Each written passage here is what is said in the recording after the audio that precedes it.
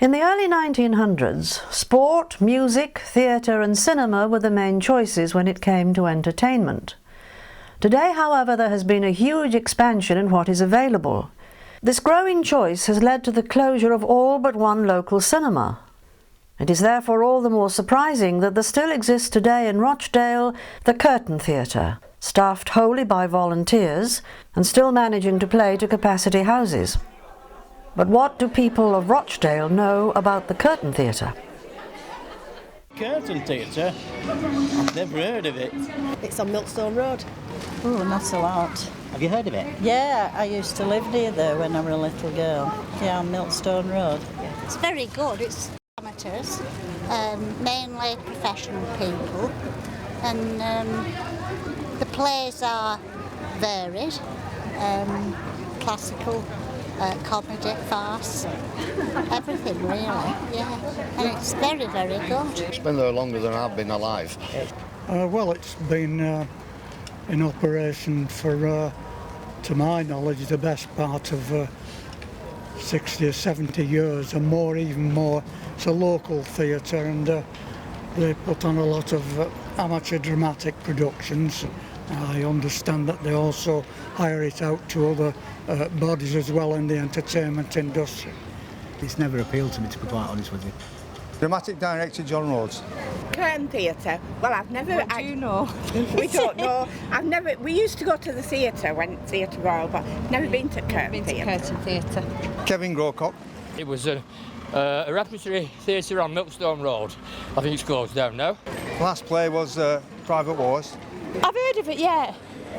Last Shakespeare, Twelfth Night. I think I used to do something to do with the lights and curtains for Harry Stocks. We're going back many, many, many years now. He used to put things on at the school and he used to do things. He used to direct, I think, Harry, or something. Just off Tweedale Street. So you don't know much about it? Really? Nothing. The theatre dates from 1925. In those days, Rochdale had a full-time professional theatre and any number of smaller amateur dramatic societies scattered through the churches and Sunday schools of the town. In Rochdale and district, there were at least 12 cinemas. So Rochdale wasn't exactly short of entertainment. 4 people, Gerald Petrie, Cuthbert Tomlinson, Granville Lees and Sam Ormerod, on the 8th of August 1925 wrote a letter to the Observer announcing the society which they were forming. It had a very peculiar constitution, which was the vigorous presentation of unusual plays and the development of stagecraft. The theatre was not to be run for charity nor financial gain.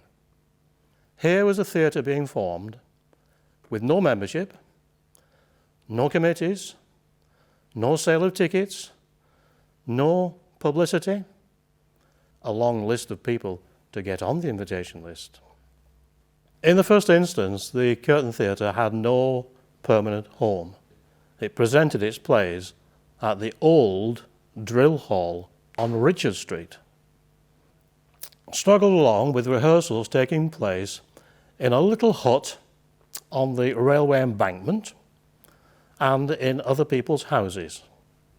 By 1927, the Curtain Theatre then decided that, according to the trust deed, it would have trustees. Dr. Bateman was one original trustee of the Bateman Centre, Sir Samuel Turner, and one person who was particularly useful to the original Curtain Theatre was Norman Scott, who was the owner and editor of the Rochdale Observer. From 1930, the venue changed to St Luke's Schoolroom, which had all the difficulties that the previous venue had also presented. Until in 1933, the Curtain Theatre acquired premises on Milkstone Road in the Liberal Club. The Curtain Theatre, of course, is still here in those premises. In order to cope with a small cast and a large audience, it was necessary for the people who were going to act to also help in front of house, either by showing people to the seats, selling various things. And before they did the jobs in front of house, they had to put on their costumes and makeup. On top of that, they would put the domino and the hood. We retain the use of the domino in this theatre now more as a symbol, in order that the patrons coming into the theatre, if they want to ask a question about any aspect of the theatre, they know who to ask. You know, we did things in the 1930s, such as having rehearsals on Sunday, which was absolutely, totally unheard of. This went on until 1939-40, when the Curtain Theatre met its first big obstacle, actually, World War. And it was very, very doubtful once over whether the Curtain Theatre was going to continue throughout the war. Fortunately, it did. Some of the shows were presented earlier in the evening, and for the first time, Saturday and Sunday matinees were held to cope with the blackout and the difficulty of getting to the theatre. Before these modern days, when everybody has a motor car and people used to travel to the theatre by bus, that the ladies used to sit on the bus with the Curtain Theatre invitation on display, so people knew exactly where they were going. Shortly after the war, the Curtain Theatre started to produce 5 plays per season, running for 2 weeks each play. The theatre looks only remotely like it appeared then. The stairs to get to the first floor level from the ground floor were immediately opposite the entrance door. People often ask me, do any of your actors ever take to the professional stage? Well, the answer is yes, they do, quite a lot. Colin Baker passed through the theatre and went on to make his name in television. And of course he went on to be the 6th Doctor Who. The most well-known, John Savardant or Fred the Butcher from Coronation Street. I think my greatest satisfaction is having the privilege to know so many people who have had the similar interest to myself. One can witness the number of people who turn up at the theatre during a show, particularly, to assist in the front of house, accepting donations, showing people to the seats, selling coffee tickets and so on. It's a thing that never ceases to amaze me, the loyalty that people have to the theatre. The staging of a play falls under 3 headings: design, construction and lighting. So, what changes have taken place with regard to the technical side of theatre productions? When I joined the theatre originally 20 years ago, the original arrangements were that the lighting dimmer racks were in this corner with a gantry that actually ran across the front of the proscenium, and that is where the actual lighting operation took place. On the bulkhead of the proscenium, you'll actually see some notes that the previous lighting operators have written up to actually direct them in terms of when they needed to change things. Some of the lights that we actually have in the theatre date back to 1940 and 1950. The technology in terms of lights has changed in the nature of the bulbs, but the actual lamp housings themselves, the principles haven't changed. Our previous desk got fried when the theatre got hit by an electrical strike. The lighting desk that we have now allows us to have up to 999 memories, so that means that any one particular scene can have a memory attached to it, and to change between the memories we can either do it manually by sliding up the appropriate control, or even going to the point of actually hitting one button which automatically changes the lights from one scene to another scene. The other facilities that are on the desk gives us flashing facilities whereby any one light can actually be flashed on top of any other light, and that's how you tend to do lightning effects, a lightning effect from outside.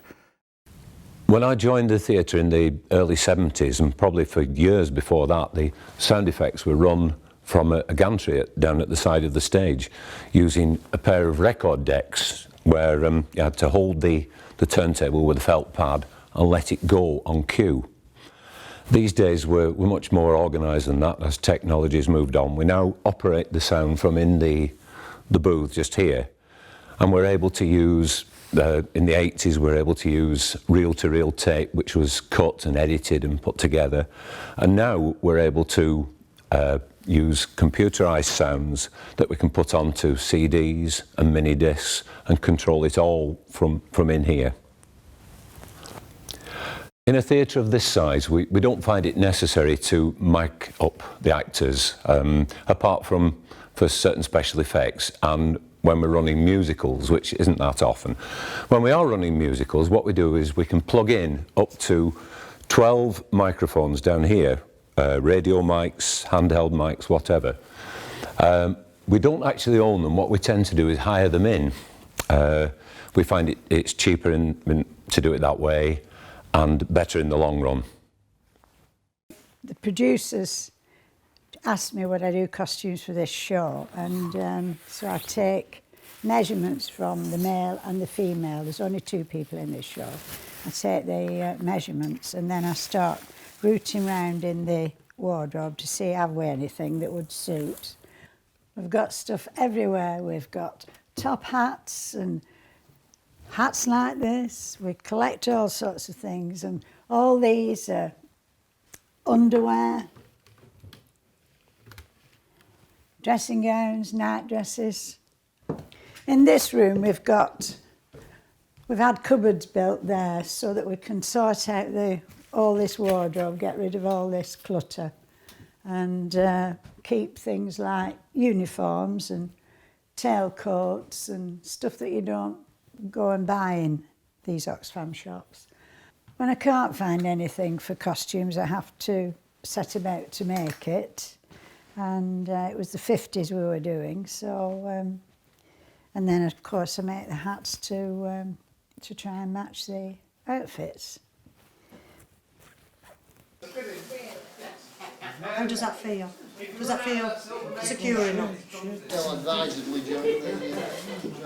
How about this? Have you got your arm inside now? Yes. Yes. That's not my arm. Oh, you're going to practice what? Many years ago, the plays would actually arrive with the copy of the design of the set at the back of the book, and we were therefore restricted, more or less, to doing what the author had wanted.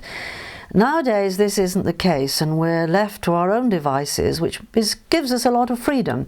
It means that we can designate where the doors are going to be, stairs are going to be. We can swap one side of the stage for the other, and this is good for us. We have then to consider what we could physically fit within the area of our stage. For instance, if we need stairs, they're restricted to a maximum height of 3 feet. Any higher, and the audience seated at the back of the theatre would not be able to see the head of the actor as he climbs them, so we have to amend some of the directions. The construction is the responsibility of the stage manager. This job requires a broad technical background as well as a familiarity with the special requirements of the theatre. Did he mention it? No.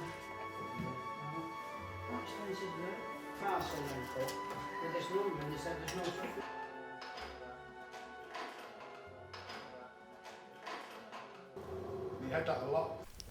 The choice of play is probably as difficult and certainly as important as anything which comes later. A mistake here can invalidate much of the good work which follows. The drama director will normally approach his prospective producers a good 12 months in advance of the plays needing to be performed. Its obvious reason is because he needs to get a play together that is mutually acceptable to the drama director and one that will appeal to the membership. Now, the Curtain Theatre is unique in the sense that it does not have auditions. What you find is that the producer has got carte blanche to be able to go out and invite whoever he wishes, or she wishes, to perform in his or her play. This is a wonderful system that has worked very well for the Curtain Theatre and allows the producer to be able to go out and find the finest or the best actors and actresses he possibly can. To get someone to commit themselves 12 months in advance for a play which is going to run for a fortnight, and the rehearsals prior to that, which are a very daunting task. Not only has the producer got to cast the show, he also has to pick the backstage crew. As you can see behind me now, we've got the set construction team. A producer's job is to select a stage manager and a set designer, also a lighting designer and a sound technician. He must also look towards props, and he must also look towards costumes. All these aspects of the play must come together, and it is the producer's sole responsibility to make sure that all these positions are filled and not with responsible people who will deliver the goods for the fortnight of the run of the show. The next process is the play reading. This is the first time that all the cast get together with the producer and the drama director to read the play that has been chosen. It takes 7 weeks for a play from the reading to the dress rehearsal. It is important that a producer has a schedule. This is so that people are not coming to rehearsals when they're not needed. And normally at the Curtain Theatre we rehearse 3 times a week, Tuesdays, Thursdays, Sundays. This is interspaced with the construction team who work on the Mondays, Wednesdays and the Fridays, so the theatre is never empty. It's a very rewarding thing being a producer. A producer should be able to put a show together that is so good that it doesn't look as though it's been produced. It comes across very, very natural. I'm into light comedy, I'm into entertainment which appeals to children and to grown-ups alike. And my type of shows have got a very visual impact. I like to play about with scenery. I don't like a static set. I like to see things happening on stage. I like the audience to be interested in not just the drama side of it, I like them to be interested in the actual production and the motion of the play, the whole play moving around. And one good thing about theatre is it's a big team effort. And during the run of the show, everyone pulls together. And all I can say now is, on with the show. If music be the food of love, play on. Give me excess of it, that surfeiting the appetite may sicken, and so die. Care's an enemy to life. By my troth, Sir Toby, you must come in earlier nights. Your cousin, my lady, takes great exception to your ill hours. Why, let her accept. Make that good. He shall seem none to fear. A good Lenten answer. I can tell thee where that saying was born of. I fear no colours. Where, good Mistress Mary? In the war. Well, I'm interested. I belong to Somerset Players, and we like to come and see the opposition, so to speak. We always come to all the plays. When did you start coming here? Oh, it must be 10 years ago, I should think, probably. Because we enjoy it. Yeah, because it's brilliant. Yeah, and it's. I don't know, it's a local, theatre. Yeah. Because generally we enjoy the productions that they give, and for an amateur company they are very good. It's superb and the sets are absolutely brilliant. Because we enjoy live theatre, that's why we come. There's a nice social gathering, isn't it? We usually meet lots of people we know. Yeah, we enjoy it. My mother started coming before I was born, and my mum and dad used to come separately.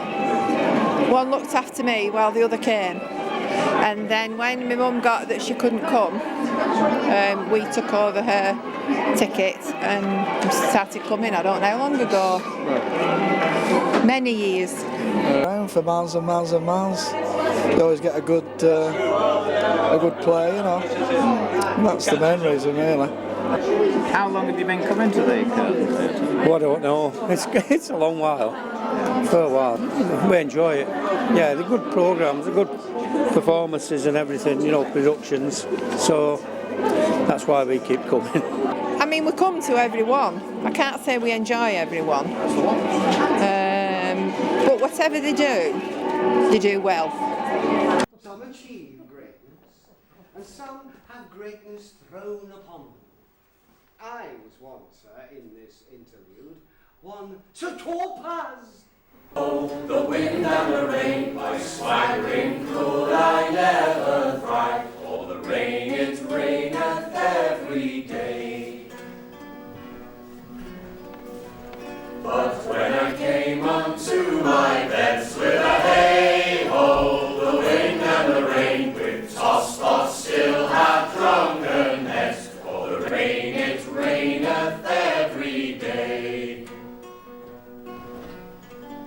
A great while ago the world began with a hey-ho, the wind and the rain, but that's all one.